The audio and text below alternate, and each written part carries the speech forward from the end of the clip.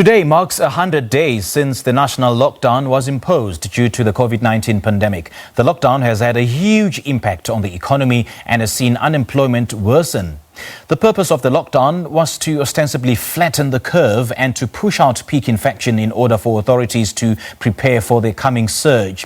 South Africans have had to deal with the new normal, and many are still not educated enough about this new virus and just how to ensure that they do not contract it. The country recorded its first COVID-19 related deaths on the 27th of March, with 2 cases confirmed in the Western Cape. Since then, the numbers have skyrocketed, with the virus spreading throughout the country. But to educate us more about the COVID-19, we're joined via Zoom by General Practitioner Dr Marlin Mckay. Dr Mckay, very good morning to you. Thanks for joining us. Welcome to Morning Live. Good morning. Thanks for having me today. What can we still change in society about their beliefs and negative stigma around coronavirus? And more especially because people, we do understand, are now afraid of going out to test because of the stigma that might be attached. Yeah, I think that a lot still has to be changed, but I think we just need to raise awareness that if you, even more open above testing, if you think that you may have the virus, just be home, just stay indoors. The main thing about COVID-19 is to limit the spread of it.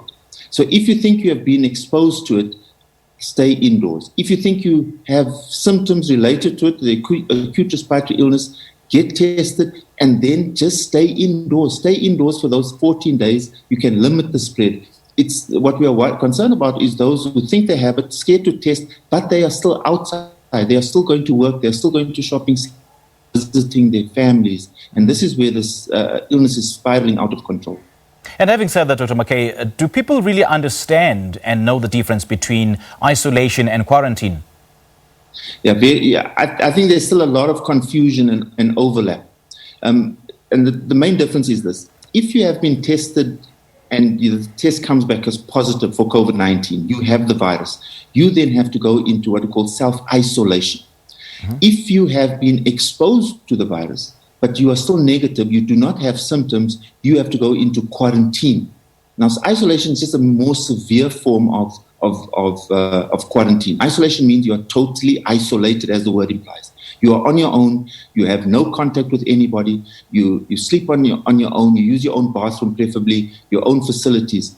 Quarantine is being kept indoors for the duration of 14 days in the event that you get sick, to limit the spread. So isolation, much more severe, much more intense. Quarantine, homebound. No one may leave the house. No one may come to the house to visit. Everything must be done remotely so that there's no chance of one spreading the virus to the next person. Good point you're making there, Dr Mckay. But then I guess the issue of isolation, or perhaps self-isolation, is subject of much contention, especially in the South African context, wherein not so many people in South Africa do have the necessary self-isolation facilities. They can't afford to self-isolate with people living in a shack with about 4 or 5 family members. But then a big concern is the spread of the virus to the high-density areas such as townships and informal settlements. Does this mean a shift in the dynamics around the management of this disease? Yeah, so obviously we have what we're learning from overseas and the Northern Hemisphere and the other countries. And then we have our own, as you mentioned, our own dynamic within South Africa. But the principles still remain the same. If you take it, even in the township, even if you can't isolate in your own room, we say at least if you can find a 3 by 3 meter space, even if it's open, where you can be and no one can come within that limit, and one can literally draw a line around it. That is isolation. The government has made facilities available for those who cannot isolate at home to be elsewhere and housed in these special clinics and facilities. But the main thing is not mixing and not moving around. And I think this is where we are losing the plot. Because you see, we are not social distancing, we are not wearing masks enough, and we are not staying to ourselves in the event that we have been exposed. And my fear is this, we get the call, doctor, they just told me that someone at work is positive, I need to have a test. Yeah. The test is not the issue, it's the quarantine that's the issue. Because if you get a negative test, you think that it's safe now to move around, and that's when we are spreading the disease. Because remember, there are also these asymptomatic spreaders that we have to be concerned about, and if they are not wearing masks, the disease can run rampant through communities and through our townships. You know, the purpose of the lockdown was to ostensibly flatten the curve and push out the peak infection rate. And since the 27th of March, when the country first got into the national lockdown, we saw unprecedented, unity between the government and the political and opposition parties, saying that it was actually the right move. But then in recent days and perhaps in recent weeks, we've seen a shift in that kind of unity with so many people and so many criticism and accusation coming from different fronts, accusing the government of this particular lockdown. And as we know, Dr. Mckay, winter season is upon us. Is it then fair to judge the government authorities about, the alarmingly high infection rates in South Africa and the daily rates, as it were, and the containment measures that the government has since instituted, seeing that winter is naturally the period when the expectation of a high number of cases is expected? Yeah, I think, looking back, anyone can be an expert and everyone can have an opinion. I think at the time, the government and the scientists did exactly what needed to be done. But now it's the time for blame is over and the time for finger pointing is over. Each one of us, every South African today has to take ownership of COVID-19. Mm-hmm. Everyone has to take responsibility in their own right to say, I am an individual, I need to be responsible, I need to protect myself and I need to protect my family. We cannot be blaming it. There is enough information around. I talk about the 3 W's: wash your hands, wear your mask, watch your distance. And if each one of us take responsibility for that, we can flatten the curve. We can halt the spread of this illness and stop looking around and blaming everybody else while you are not being responsible, still going to work when you are sick and still doing your own thing even though you are positive. Dr. Mckay, what you're telling us is what South Africans have been told over and over again in the past few months. But then there's what we see as pandemic fatigue. Some people saying that they can't afford to self-isolate any longer. They can't afford not to be stuck in their own homes instead of going out there and fend for their families. So what more can be done to help manage this pandemic? Because some people saying that if we die, we die. Yeah, I think that's the harsh reality of living in South Africa and the economic times that we are in. And I don't know if I even have the answer for that. I speak as a medical doctor. I speak as someone who's passionate about my community and the families that I take care of. And the saddest thing for me is, yes, we are going to work, and yes, we are taking ill, and yes, we can't afford to. But what happens when you come home with that illness and you are missing your mom and dad or your grandparents, and you bring the virus into the home? They have never left. They have been obedient all the time. There are over 60 comorbidities, and they are the ones who bear the brunt. So they land up in hospital, they land up in ICU, they're using up the resources, and they eventually die. They die in ICU on a ventilator.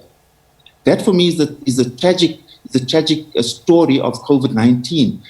People who have behaved, who've done everything right, and yet are getting infected because adults haven't been responsible enough.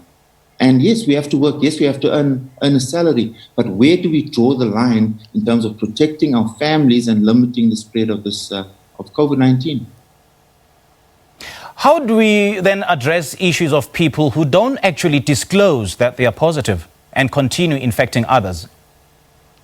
Yeah, so there's a medical legal thing. I'm very, very, very.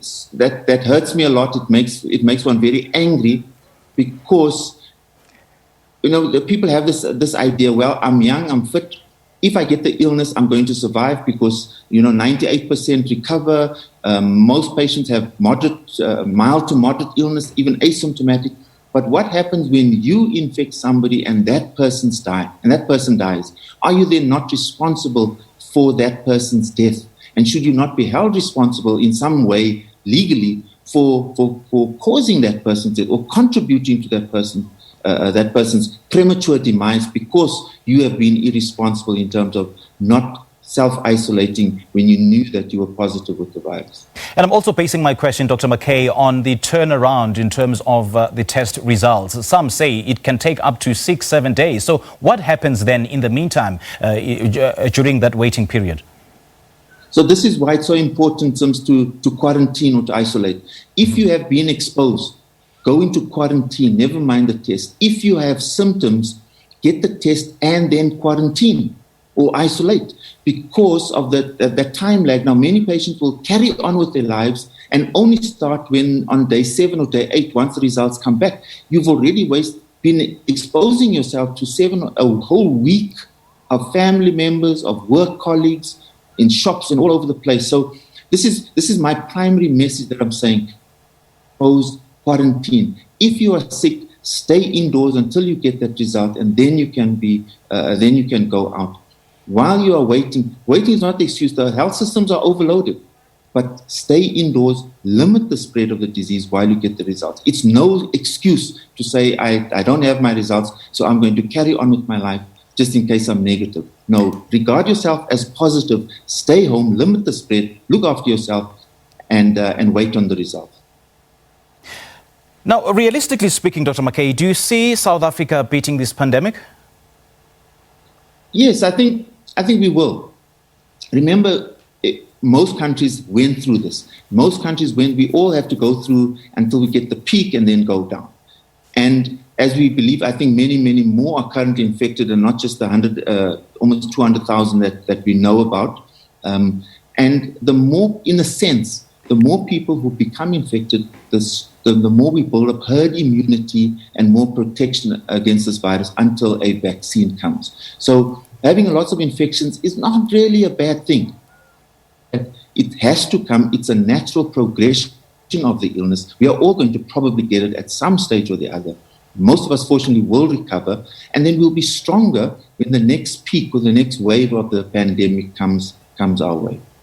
Recovering from this virus or being cleared of this virus does not make you immune for reinfection, because you can be cleared today and then contract the virus again tomorrow. Do you see, realistically speaking, Dr. Mckay, do you see South Africans being told, or rather being forced to go back into self-isolation and self-quarantine?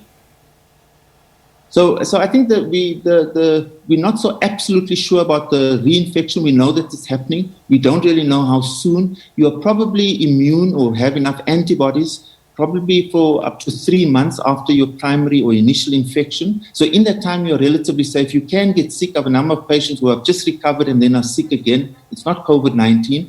So we need to prepare ourselves. We also need to be aware that you don't regard yourself as cured or immune to this illness and then live as if, they're not wearing a mask. So still be responsible. You can get it again. We don't know exactly the time, how the lag between the antibodies and the immunity exactly. So yes, and this is why it's going to keep on coming back in waves, maybe reinfected. And this is why the importance of rushing to get a vaccine is so vital for South Africa and for the rest of the world for that matter. Dr. Mckay, great chatting to you. Thank you so much for your thoughts on this matter. Thank you very much. That is Dr. Marlin Mckay talking to us about day 100 of the national lockdown, while also advising on the necessary steps that need to be taken in order to manage the spread of the virus. We'll have your sports news in a moment.